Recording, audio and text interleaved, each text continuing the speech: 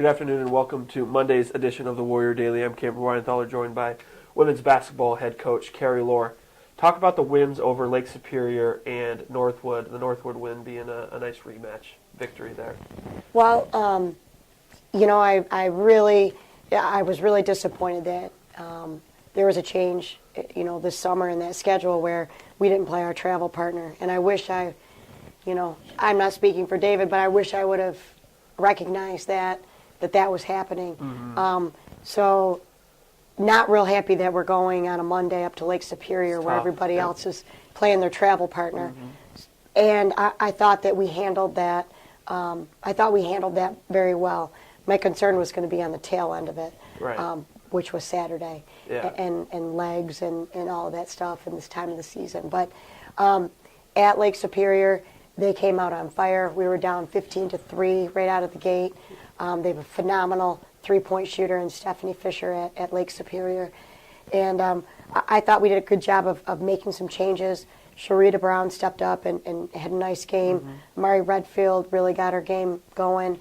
And I thought the X factor for us on that road trip was Kristen Long.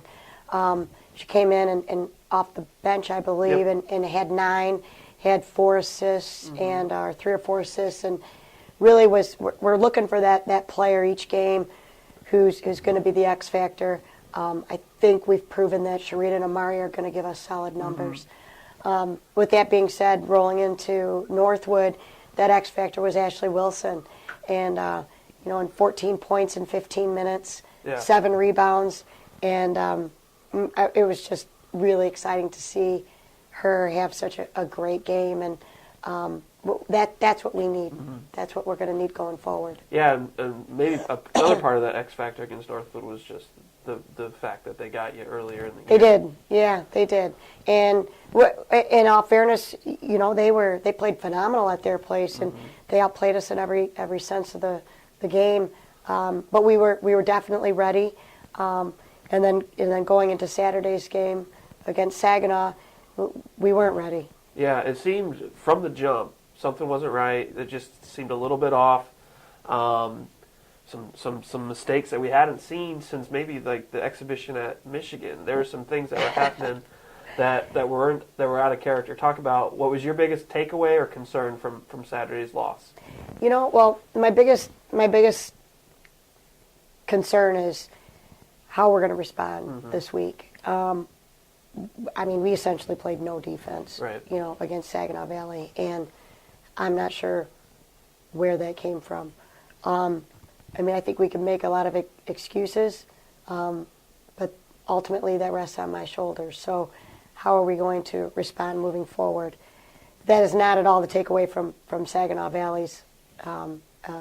They played excellent. They played excellent. They shot 50% from the floor and really played excellent. So we learned that if we just think that we can roll the ball out and show up, we're gonna get beat. I think the things that happened are correctable. Yep.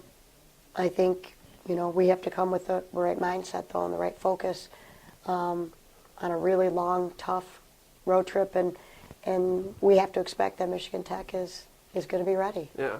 With all of that, and Northern Michigan. yeah, for that matter, they can play a little bit too. Yeah. With all that being said, Saturday was not the best day for the program, but still control everything it wants to do. Your team controls its own destiny to host a quarterfinal game here inside the Math High. Talk about where that ranks on your priority list and the team's morale moving forward. I think that for me, it's not in my personality to discuss postseason quarterfinal seedings.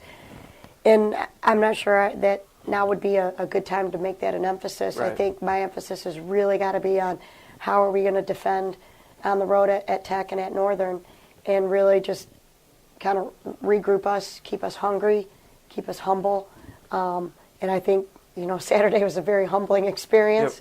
Yep. So I know as a coach and our staff knows that there's a lot of great opportunity in front of us, but if we don't correct what happened on Saturday, it could be a long 2 weeks. So You touched on that trip up north a little bit. Preview the games at Michigan Tech and Northern Michigan. They were two very well played games here inside the Mathi, and you can only predict it's going to be the same up at their place. Absolutely, it's going to be. They're going to be great games up there. A lot of teams maybe look at that travel up there as a negative, and I really think that maybe at this point this is a good time for us to be kind of on an island by ourselves in a bus going up there, because we need to regroup. Yep. And the fact that we're going to spend a lot of time together in 4.5 days, maybe that's a good thing. We can leave our distractions at home. We're not going to class those days. We're on the road, so we can't say we're pulled too much in the academic area. Yeah. Got plenty of time to study on the way up and get back to being the Warriors. So I think this trip might be timely for us. Yeah, it should be 2 exciting games, just like they were here in the Mathi. Thanks for the time, Coach. Thank you.